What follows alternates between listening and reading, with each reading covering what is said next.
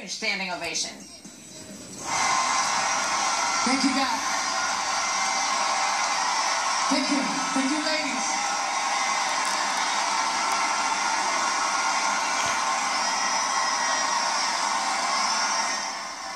But that wasn't the only performance that people are talking about today. Britney Spears making headlines. She performed right after Beyonce, which is a tough act to follow, no doubt, but here's some of that. And I can make you. It's just me, myself, and I. Solo love until I die. 'Cause I got me for life. Pop star returning to the stage at the VMAs for the first time since that onstage fiasco back in 2007, but critics say her performance fell flat.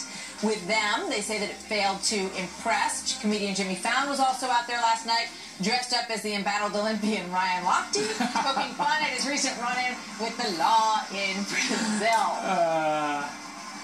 Fallon is hilarious.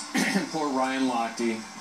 Michael Phelps was up there too, talking about the song that inspired the stare that he gave when he had his hood on and he was staring. He said it was a song by Future, and then Future came out and played it. But, you know, I mean, this show is just like... Is it a little over the top, do you think? It's like, there's just so much skin in that show. And it's like, it's all... whatever. I don't know. Maybe I just don't... It's just... There's a lot of shaking going on that show. And it's...